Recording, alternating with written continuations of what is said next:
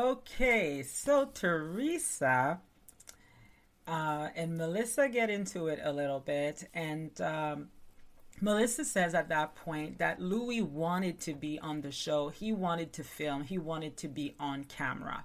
So I don't know if you guys remember, Teresa and Melissa did the Real Housewives Ultimate Girls Trip together. They were the first franchise, like the first the first people from the Real Housewives of New Jersey, like the first ones basically to participate in that franchise on Peacock. So apparently Louis, who was not on TV back then, really, like we knew that Teresa was dating at that point, but he had only had appeared like once on TV. And apparently Louis was calling Joe Gorga and trying to convince him to fly to Turks and Caicos and surprise them and to be on camera to film. Basically, this is something I had no knowledge of. I did not know this. So then it brings this whole topic that, you know how Teresa has said Louis had absolutely no idea of who I was prior to meeting me on Bay Boulevard, and it was like by total coincidence, and this is like a true love story and all of that. And then Melissa basically said he knew who you were prior to meeting you that day. And then Margaret agrees and says yes, he did. And then Melissa says, oh, and just like he knew Alexa and wanted to date her before you, right? But it didn't work out. So I have to say, I have heard of that rumor before. I'm not quite sure how it originated at first, but I have heard that quite a bit. And I have to say that over the past few years, I find that Teresa, and I'm not the only person saying this, but I find that Teresa and Alexa look very, very similar these days. It's funny because when Teresa started on The Real Housewives, she had her own look, and she looked beautiful and all of that, and then she did like a few things, which is fine, right, to her face. But I find that she does look like Alexa quite a bit, especially this year, especially when she's wearing, like, Alexa from Miami, especially when Teresa's wearing a hat, at the short hat.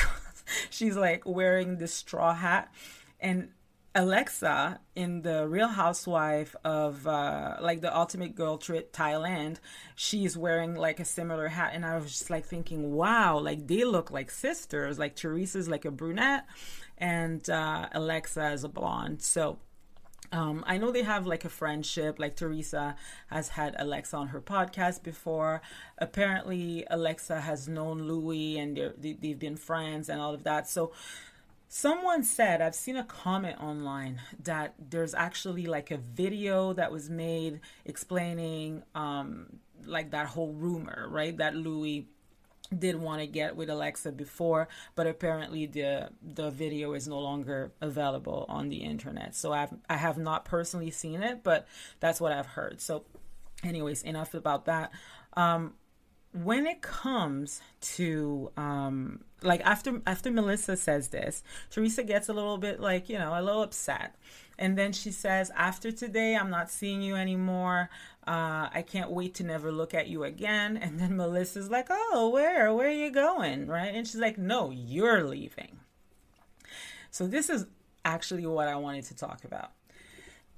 When Teresa says this, sometimes like I feel like, I don't know if it's Andy, I don't know if it's the producers, but I feel like Bravo, they have created a monster. And I'm not sure if they still love the monster. And when I'm saying that, guys, it's an analogy, although you're not supposed to say it's an analogy. I'm not calling Teresa a monster. But what I'm saying is her behavior right now, Teresa's feeling herself a little too much. She is. She's like talking like, this is my show. This is the Teresa show. I decide. I tell you what I want. I tell you this. I tell you, like, I just don't like that kind of energy. And I don't know who was saying this, but I can't remember his name, but I know he was on Up and Adam at some point in time, and I totally agree when he said, I think the cast should have a fear of production or executives, and they should never sit in that seat thinking that they're above it all and that they can make those types of decisions. You don't have the power to hire or fire anyone. And I don't care if Teresa started with the franchise, if she's an OG, if she's, the last one standing. I still believe she is great TV, but I do not like that type of behavior. I've always said that Teresa was my second favorite housewife. Everyone knows my favorite one is Nene Leakes. She's no longer on the show. She's no longer on Bravo. I don't think she'll ever come back after, all of the legal situation with Bravo. But you could tell at first Andy and Nene had this chemistry, even more of this chemistry that he has with Teresa. Nene was always on Watch What Happens Live. Andy was always looking at Nene with adoration. And let's be honest, Nene was a formidable housewife. Formidable. She had the best one-liners, the best shade. She was temperamental. She was dysfunctional at times. She was a great friend at other times. She could get upset like no one else, you know what I mean? And her walk, a woman who walks like that, she has the best walk. I love Nene Leakes. And I miss her tremendously on the show. But you could tell Andy was so amused with Nene, every single season. From season 1, they had the reunion. He's looking at her. He's like, oh my gosh, this is gold. Nene is TV gold. But I think it started after maybe after Kenya joined the show. Nene started to, I don't know, there was a shift in Nene. You could tell she wasn't enjoying the reunions as much. And even at times, she would just give one-word answers or one sentences, and then Andy would be like, oh, you're very quick. You're not really saying too much. What's going on with you? You're very quiet this reunion. And she's like, I'm wrong. They're right. I'm wrong. They're right. So move on, Andy. Move on, right? And then you could see that it started, it was the downfall of Nene, because she started having, this attitude, and this kind of superiority complex.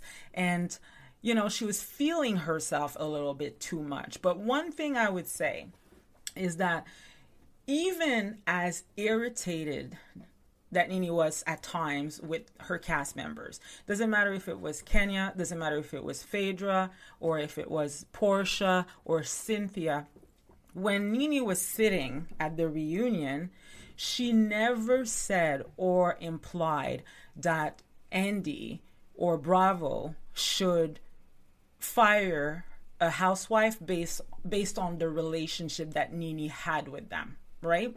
So I know some people are going to say, well, hold on a second, Stella. There was an episode on Watch What Happens Live where Nene said that, Cynthia brings nothing to the show. That's an opinion, right? That's different. I remember she was talking to Andy after she had fallen out with Cynthia, and then she said, Cynthia, she blows wherever the wind blows. I'm not quite sure that people want to hear about, the Barely Agency and Bar None and all of that. And, she was shading Cynthia quite a bit on the stage of Watch What Happens Live.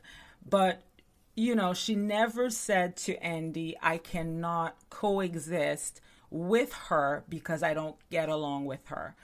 She never said that about Kenya. If one thing I've heard Nene say multiple times, I can't stand this person, but they're great TV, so, we need them for the show. So I wish Teresa could do that as well and could see that, because Teresa likes to say, you don't have a storyline without me, Melissa. I have a storyline without you. I'm not sure that this is true for the past 10 seasons. Yes, of course, Teresa has had, very important moments on camera, but her story for the past 10 seasons has been Joe and Melissa, has been, Kathy and Rosie when they were on. It's been Teresa fighting with friends, with the cast members, and most importantly, her family. So, and another thing, isn't that interesting? That Teresa had a wedding special And the only drama brought up at the wedding special had to do with people that were not actually there. Joe and Melissa. They did not attend the wedding, but they made the drama about, like, if we really think about it, the wedding special, without the mention of Joe and Melissa, there would have been absolutely no drama, or really nothing that spectacular to talk about, right?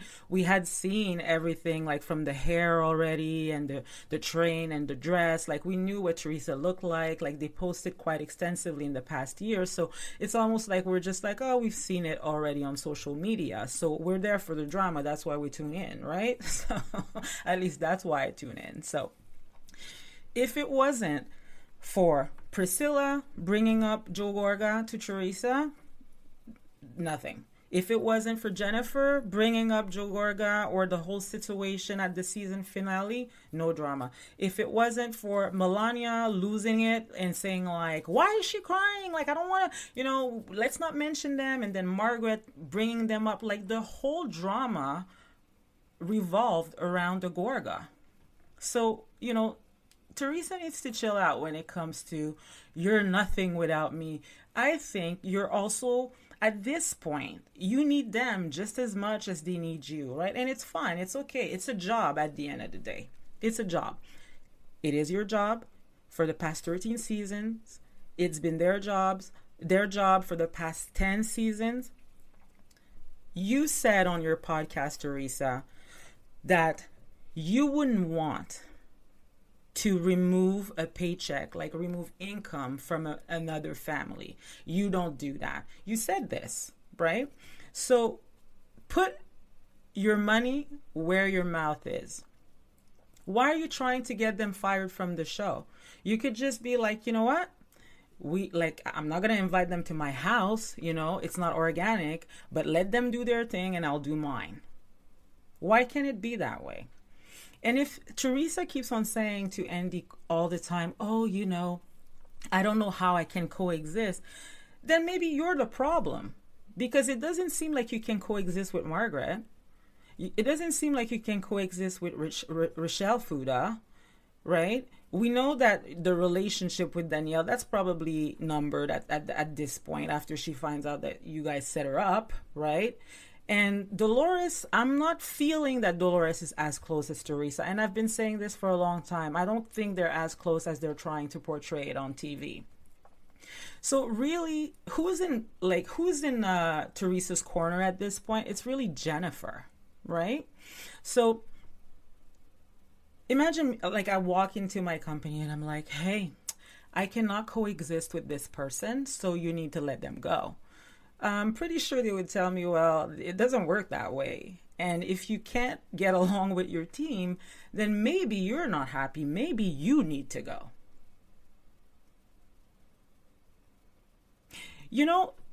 At some point in time, I can't remember who she was talking about, but Queen Latifah was talking about a situation that happened a long time ago. She was interviewing like someone big. I can't remember who that person was. I don't know if it was Diane Warwick or something like, or someone like that. But, Queen Latifah said, like, during the interview, she was talking to a person and she said, you guys. And then the person, the artist, said to her, what do you mean, you guys, right? Do not address me like that.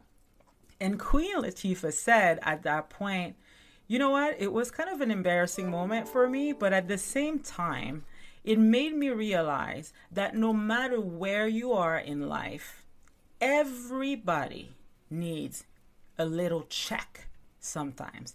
Everybody needs to get checked sometimes, no matter who you are.